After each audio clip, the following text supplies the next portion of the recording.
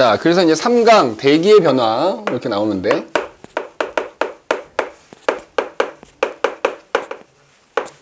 뭐 날씨에 관한 얘기 주로 다룬다 이제 생각을 하면 됩니다. 그래서 이제 아까 방금 얘기했듯이 그 49페이지에 나오는 고기압 저기압 얘기부터 해봅시다. 아마 배운 적이 있을 것도 같기는 한데, 그지? 배운 적이 있을 것도 같기는 한데, 그 고기압 저기압 얘기를 먼저 하고, 그 다음에 단열 변화라는 거 얘기하고, 그 다음에 이제 기단 얘기로 넘어갈게. 자, 고기압 저기압은 간단하게 할 겁니다. 그지? 자, 일단 해서 고기압. 일단 기압이라는 게 뭐야? 기압. 그냥 우리 주변을 둘러싸고 있는 공기가 나를 누르는 압력이 기압이다. 그지? 보통 이제 해수면을 기준으로 해서 받는 기압의 크기 1기압이라고 하지.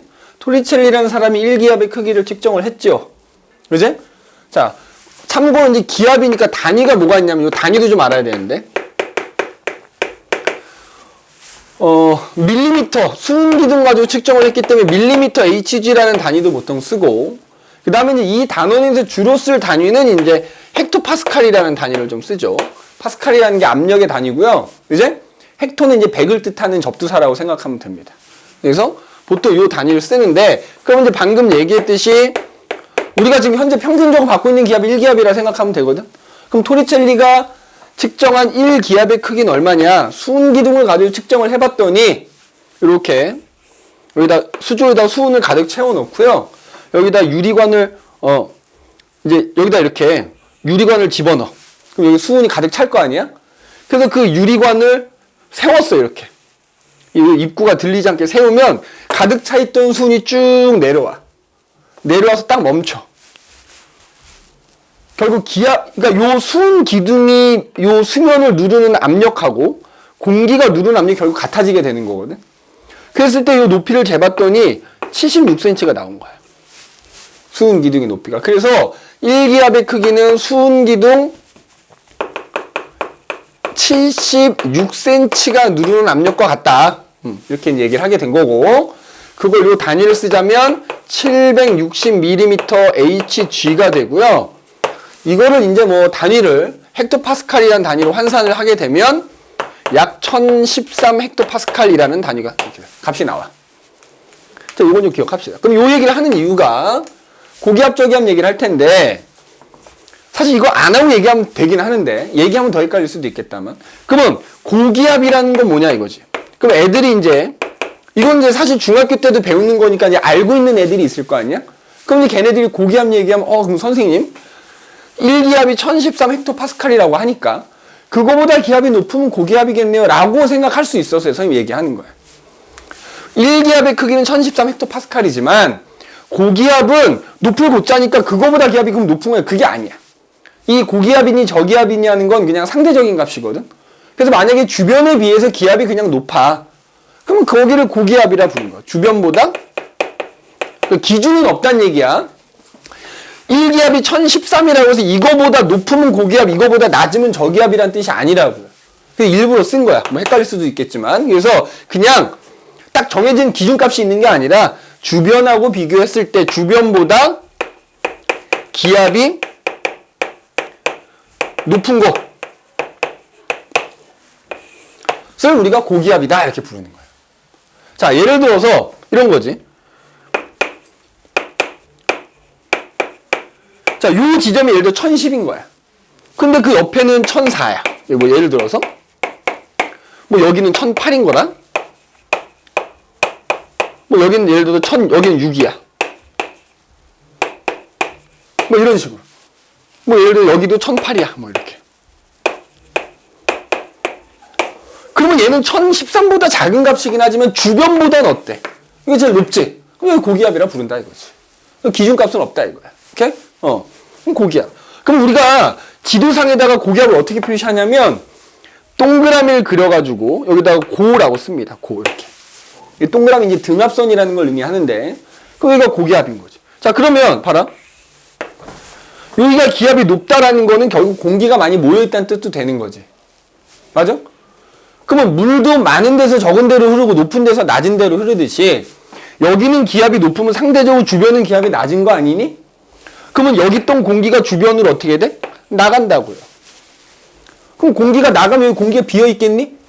여기 있는 밑에 지면 쪽에 있는 공기가 주변으로 나가버리니까 위에 있는 공기가 내려가는 거야. 하강하게 된다고. 하강하게. 그래서 고기압의 중심 부분에서는 뭐가 발달한다? 하강 기류가 발달한다. 이렇게 얘기해. 알겠니? 그러면은 고기압의 중심에서는 하강 기류가 생긴다. 이렇게 얘기했잖아? 그럼 봐봐. 공기가 이렇게 아래로 내려오게 되면은 좀 이따 얘기하겠지만 단열 압축이라는 게 일어나. 단열 압축. 그래서 공기가 점점점 뜨거워지게 되고요. 그러면 구름이 있었다 하더라도 구름이 사라져. 온도가 올라가면서.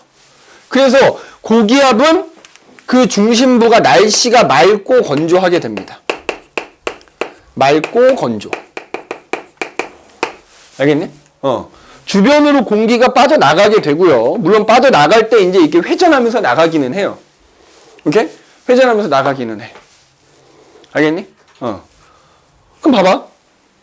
이건 이제 예를 들어서, 자, 이건 옆에서 본 모습이라고 그러고, 위에서 이제 봤다 그러면, 이렇게 이제 중심으로는 하강한다 그랬잖아?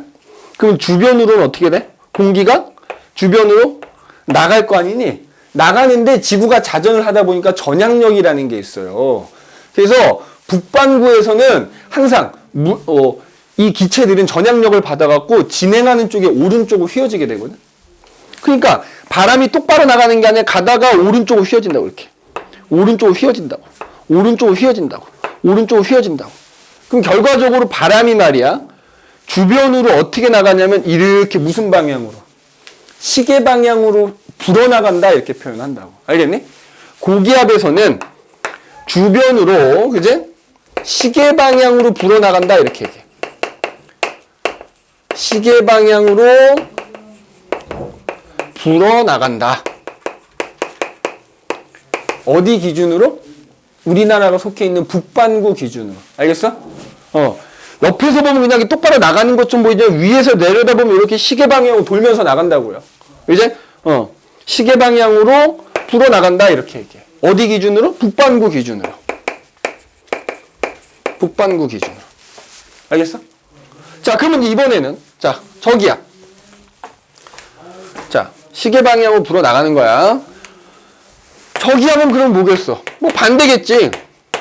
주변보다 어떻게 된다?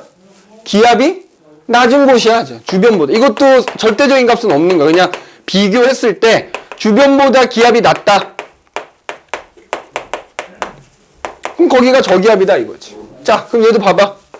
자, 만약에 여기가 주변보다 기압이 낮은 저기압 지역이라고 해보자고. 공기가 별로 없는 거야. 기압이 낮. 그러면 여기 공기가 없고 주변 공기가 많을 거 아니야. 그럼 주변에서 공기가 어떻게 돼? 들어오겠지. 공기가 계속 모여들 거 아니야, 저기압으로? 그럼 공기가 차곡차곡 쌓이니까 어떻게 되냐, 공기가. 올라가지요. 공기가 상승하게 되지? 그럼 좀 이따 얘기했죠. 공기가 상승하게 되면 이때는 단열 팽창이라는 게 일어나면서 공기가 점점 차가워져.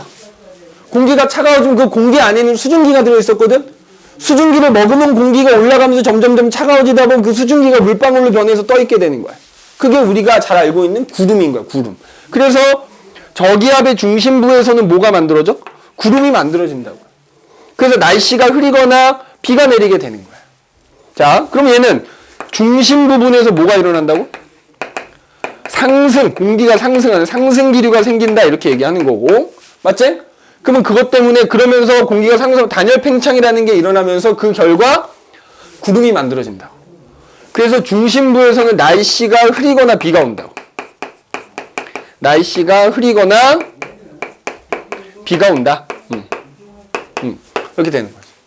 자, 그 다음에 중심 부분을 향해서 바람이 들어온다 그랬잖아. 여기 봐봐. 자, 이것도 위에서 본다 그러면 중심부에서는 상승을 할 건데, 맞아? 주변에서 공기들이 뭐야? 들어와야 될 거 아니야. 들어와야 될 거 아니야. 들어올 때는 그냥 못 들어온다니까? 전향력이라는 힘 때문에 항상 휘어져서 들어온다고. 어느 방향으로? 오른쪽으로 휘어져서 들어오거든. 마찬가지로. 그래서 얘도 그리면 이렇게 그려져.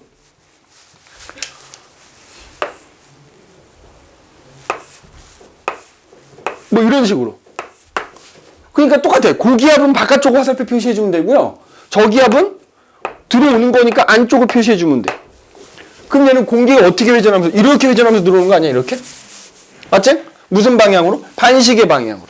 북반구 기준으로는 반시계 방향으로 불어 들어온다 이렇게 얘기해.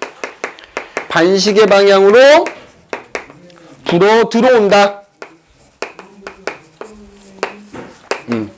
어디 기준으로? 북반구. 남반구는 그럼 어떻게 되는 거야?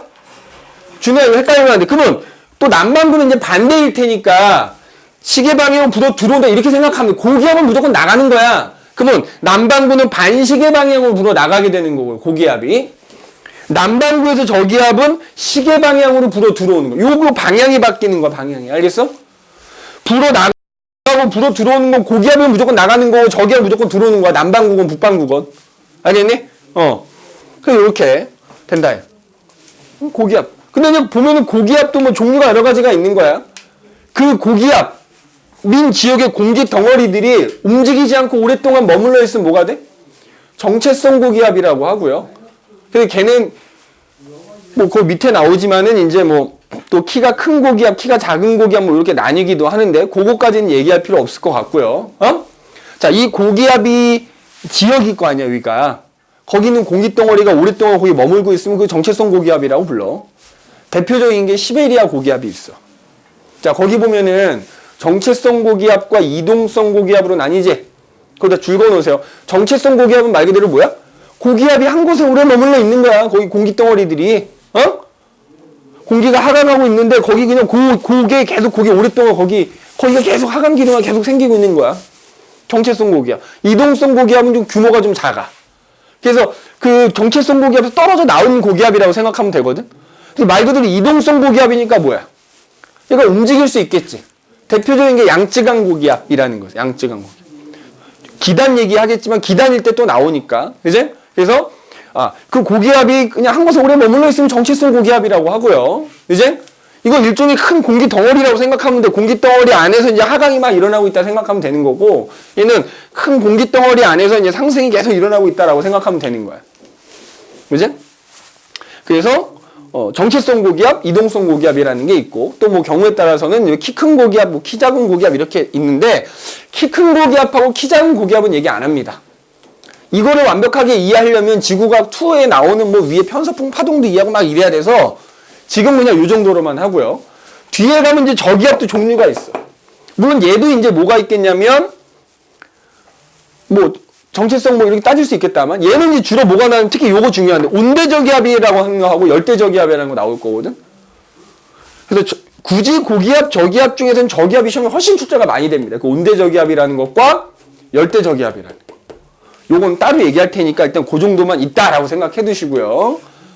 그럼 여기서 지금 고기압, 저기압 설명할 때, 자, 고기압에서는 중심 부근에서 공기가 하강하면서 단열 압축이라는 게 일어난다고 그랬고, 저기압의 중심에서는 공기가 상승하면서 단열 팽창이라는 게 일어난다고 그랬잖아. 그럼 단열 압축이라는 게 뭐고 단열 팽창이라는 게 뭔지 얘기해 보자고. 46페이지로 가는 거야. 46페이지. 그지? 앞쪽으로 가야 되겠지? 그래서 거기 보면 뭐가 나오냐면 단열 변화라는 게 나와. 단열 변화. 자, 단열 압축, 단열 팽창 얘네를 그냥 합쳐서 우리가 단열 변화다 이렇게 부르거든. 단열 변화. 보세요. 단열 변화. 자, 변환되는 거야. 뭐가 변화? 온도가 변하는 거야. 근데 온도가, 자, 우리 보통 온도는 뭐 때문에 변하지? 자, 준호 네가 열을 흡수하면 온도가 올라갈 거야. 네가 갖고 있는 열을 밖으로 내보내면 너는 온도가 내려가겠지. 온도는 열에 의해서 변하는 거야. 근데 단열 변화는 열이 차단됐대. 열의 이동이 없는 거야. 열을 흡수하거나 방출하는 게 없는데 온도가 변하는 거야. 이해됐어? 다시 정리하자면 원래 온도는 어떻게 변한다고? 내가 열을 흡수하면 올라가고 열을 내보내면 온도가 내려가는 거야. 열의 이동에 의해서 온도가 변하는 게 일반적인데 열의 이동이 없는데 온도가 변한대. 그걸 단열 변화라고 한다고. 알겠니? 자, 열의 출입 없이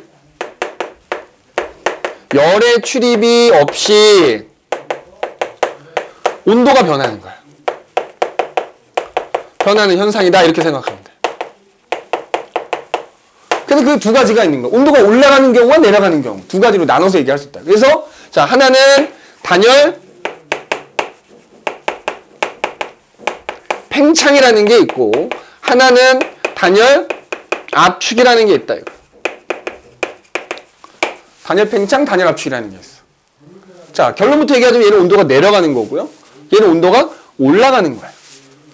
그럼 어떤 원리에 의해서 온도가 열의 출입이 없는데 어떻게 온도가 내려가고 어떻게 온도가 그걸 이제 우리가 배우는 거야. 단열 변화는.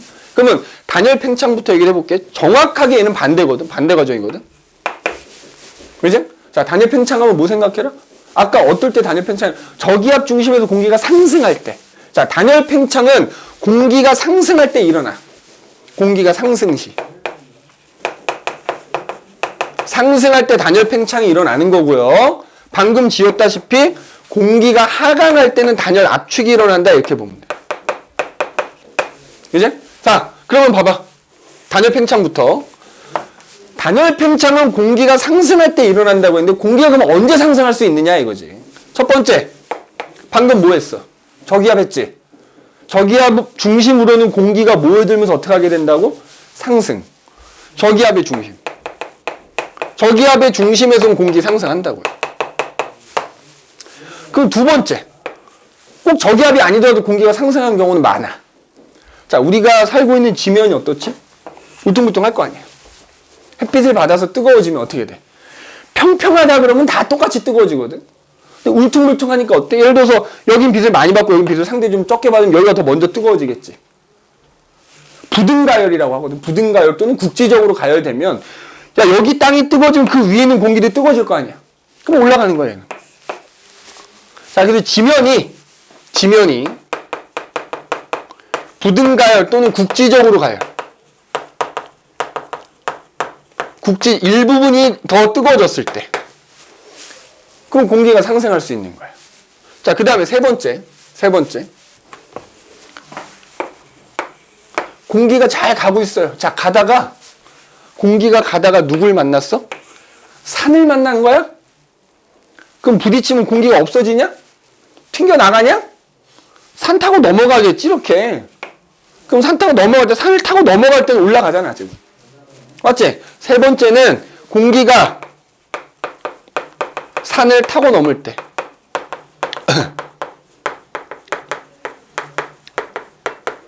공기가 물론 타고 넘으면 이제 하강하는 거지. 맞지? 그러면은 좀 이따 얘기했지만 올라갈 때는 단열 팽창인 거고 내려갈 때는 단열 압축이 일어날 거야. 그지? 이게 뭐하고도 이어지는 줄 아냐? 니네 사회 시간에 혹시 팬 현상이라는 거 배웠니? 눕새바람이라는 거 배워본 적 있어? 안 배웠을 리가 없는데. 안 배웠다면 배우게 될 거고 사회 시간에. 그지? 기본적으로 사회를 할 거 아니야. 이과에 가더라도. 1학년 때 통합사회 때 안 나왔다고? 아셨어? 아무튼 뭐 그런 눕새바람이니 팬 현상이니 하는 게 바로 이제 요거라고. 네 번째는 뭐냐면 니네 찬물하고 뜨거운 물 섞으면 바로 섞여 안 섞여? 온도가 비슷할 때까지 안 섞이거든? 그럼 그때 눈에는 안 보이지만 찬물은 어떻게 되고 따뜻한 물은 어떻게 되지? 찬물은 얘가 무거우니까 밑으로 들어가려고 그러고 따뜻한 물 올라가려고 하거든? 공기도 마찬가지야. 차가운 공기랑 따뜻한 공기가 만나면 바로 안 섞여. 똑같은 공기인데 경계를 이뤄. 그 나중에 배울 거야. 전선이야. 그럼 그때 따뜻한 공기는 올라가고 차가운 공기는 내려가는. 그럼 이때 공기 올라가네? 맞지? 즉 우리 이제 나중에 배우겠지만 전선이라는 게 만들어질 때. 더 쉽게 얘기하자면 차가운 공기와 따뜻한 공기가 만났을 때. 이제 찬 공기와 따뜻한 공기가 만났을 때 이제 전선이라는 게 만들어지는데 그때 이제 얘가 올라가겠지, 얘가. 그럼 이런 경우에 이제 공기의 상승이 일어날 거야. 이제? 그럼 이제 공기가 상승할 때 이 단열 팽창이라는 현상이 나타난다고요. 자, 어떻게 나타나느냐? 자, 볼게. 일단 공기가 상승한다 그랬지. 이런 여러 가지 이유로 공기가 상승을 할 거야. 그럼 이제 볼게. 봐라. 풍선 생각하시면 쉬워. 자, 땅 근처에 내가 풍선에다가 공기를 넣어놨어. 물론 그 공기 안에는 자, 공기니까 기체일 거 아니야? 그럼 그 안에서 보이진 않지만 얘네가 막 부딪히고 있겠지. 맞지? 막 부딪히고 있어. 그 다음에 풍선 바깥에 공기 있어 없어? 있지? 그럼 왜 없어? 풍선 바깥에 있는 공기도 어떻게 돼? 막 부딪히면서 이 풍선을 막 누르고 있다고. 이게 이제 소위 말하는 뭐야? 기압인 거지. 생각을 해봐. 풍선 안에 있는 공기가 밖으로 막 밀어내려고 하거든? 풍선 밖에 있는 공기 밀잖아? 그러면 둘 중에 하나가 세면 어떻게 돼야 돼? 밖에서 미는 힘이 세면 풍선 작아져야 될 거고, 안에서 밀어내는 힘이 세면 풍선 커져야 되는데 풍선의 크기가 일정하지. 그러면 안에서 밀어내는 힘하고 밖에서 미는 힘하고 쌤. 맞아? 자, 그런데 이 풍선에 있는 공기가 이런 이유에 의해서 얘가 상승한 거야. 상승하면 어떻게 되지? 자, 상승했어, 풍선이. 근데 우리가 올라가면 올라가서 공기가 많아져, 적어져? 적어지지. 그러면은 밖에서 누르는 힘은 어떻게 되지? 밖에서 누르는 힘이 약해지거든? 근데 안에 있는 공기는 그대로 있는 거 아니야? 그럼 걔네가 밀어내는 힘은 아까랑 별반 차이가 없는 거 아니야? 누구 힘이 더 세? 안에서 미는 애들이 더 세잖아. 풍선이 어떻게 돼? 이걸 공기덩어리가 어떻게 된다고? 팽창한다고. 그러면 안에 있는 이 기체들은 에너지를 갖고 있을 거 아니야. 근데 얘네가 풍선을 밖으로 밀어냈어. 뭐 한 거야? 일을 한 거야. 맞아? 일하면 에너지를 쓰냐 얻냐? 쓰겠지. 그럼 쥐들이 갖고 있던 에너지를 써서 풍선을 밖으로 밀어내는 일을 했다고요. 그러면 그 기체들이 갖고 있는 에너지가 적어져. 근데 나중에 화투에서 아마 배울 텐데, 그지? 화투를 안 배우는 사람도 있겠다만, 이제 그래서 PV는 NRT 그래요. 하여튼 기체가 갖고 있는 에너지가 줄어들면 그 기체 온도가 내려가는 거야. 이해됐어? 그러니까 여기 올라갔더니 압력이 작아져서 풍선을 밖으로 밀어서 일을 했더니 이 안에 들어있는 공기들이 에너지가 줄어들면서 온도가 내려간다고. 그러면 부피는 커졌는데 온도는 어떻게 됐어? 내려갔어. 열을 뺏겨서 내려간 거야? 지들이 일을 해서 에너지가 줄어서 온도가 내려갔다니까? 이게 단열 팽창이라고. 그럼 또 올라가. 또 팽창하지 않겠어? 똑같은 논리로? 근데 그러면 공기가 이제 점점 차가워져. 공기는 팽창하면서. 근데 그 공기 안에는 뭐가 들어있어? 수증기도 일부 들어있단 말이야. 수증기가 들어있어. 그럼 이 수증기들이 점점 차가워지는 거 아니냐? 공기가 차가워지면? 그러면 공기가 계속 올라가다 차가워지다가 그 수증기가 물방울로 변하면 뭐가 만들어진 거야? 구름이 만들어진 거지, 구름이. 그지? 구름이 만들어지는 거야. 자, 정리합니다. 공기가 상승을 하죠? 그럼 외부 기압이 어떻게 된다? 감소하겠지. 맞지? 그러면 그 결과 그 공기 덩어리들의 부피가 팽창하고요. 맞니? 부피가 팽창했다라는 건 그 기체, 공기들이 밖으로 일을 했다는 얘기입니다. 그럼 그 결과 그 기체들이 갖고 있는 내부 에너지라는 게 감소하면서 온도가 내려간다. 하강한다고. 올라가면 팽창, 하강이 계속 반복되다 보면 어느 정도 올라가면 이제 어떻게 된다고? 그 공기 덩어리 안에 들어있던 수증기가 물방울로 변한다고요.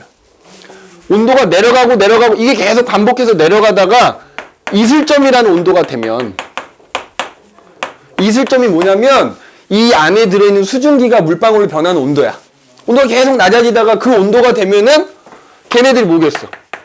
물방울로 변하는 걸 거고, 그러면 그 물방울이 변하면 뭐야? 구름이 만들어지는 거지. 자, 단열 팽창은 사실은 이제 요 과정을 단열 팽창이라는 거예요, 과정. 그럼 그 단열 팽창이 계속 일어난 결과 이제 이와 같은 현상이 나타나게 된다라는 거고, 요게 핵심이야. 부피가 팽창했더니 온도가 내려가더라. 왜 내려갔다고? 열을 뺏겨서 내려간 게 아니라 그 공기들이 갖고 있는 내부 에너지라고 하는 게 줄어들면서 에너지가 줄어든 결과 온도가 내려가더라. 이걸 단열 팽창이라고 한다고요. 그래서 아까 얘기했듯이 저기압의 중심부에서는 막 구름이 만들어지고 날씨가 흐리고 비가 오는 이유가 바로 이것 때문이에요. 단열 팽창에 의해서 뭐가 만들어지니까? 구름이 만들어지니까.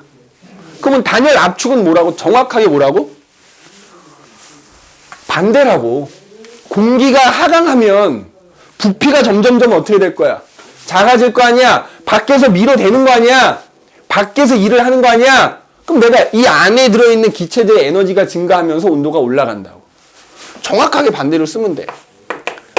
단열, 압축. 그럼 압축은 공기가 뭐 하는 거다? 이제 하강을 하게 되는 거야. 뭐 공기가 식어서 하강을 하든 뭘 하든 하강을 하고, 그러면 오히려 그 공기 덩어리를 누르는 외부 기압이 점점 증가하겠지? 그럼 밖에서 나를 밀어서 밖에 있는 애들이 나한테 일을 해준 거야. 너네 중학교 때 일 배웠잖아. 내가 일을 하면 에너지가 감소하는 거고 누군가가 나한테 일을 하면 나는 에너지가 증가하는 거야. 바깥에 있는 공기들이 밀어서 지금 내가 공기 덩어리야. 지금 밖에 있는 애들이 나를 밀어서 나한테 일을 해주면 나는 내가 갖고 있는 에너지가, 그러니까 물론 이제 부피는 감소하겠지. 미니까. 대신에 내가 갖고 있는 에너지가 증가하면서 오히려 온도가 상승한다고. 이게 단열 압축이야. 그러면 온도가 계속 상승하다 보면 이제 어떻게 돼? 이 구름이었는데 이거 내려, 그 수증기 물방울이 점점점 온도가 올라가면 다시 뭘로 변해? 수증기로 변해버리는 거지. 그러니까 이게 계속 반복이 되면 어떻게 돼? 나중에 구름이 소멸되는 거지. 그래서 고기압에선 구름이 없는 거야. 공기가 하강하면서 이렇게 단열 압축이 일어나기 때문에 온도가 높아지면서 결국 구름이 소멸돼서 날씨가 맑고 건조했던 겁니다. 알겠니? 그래서 우리가 이 고기압, 저기압, 그 다음에 그 고기압과 저기압 중심부에서 일어난 단열 압축, 단열 팽창이라고 하는 거, 합쳐서 단열 변화라고 하는 게 뭔지에 대해서 얘기를 해봤다. 그럼 이제 다음 시간에 와서는 이제 기단, 전선, 온대저기압, 이런 거에 대한 얘기를 우리 나눠보도록 합시다. 그래서 오늘은 여기까지 하도록 할게요.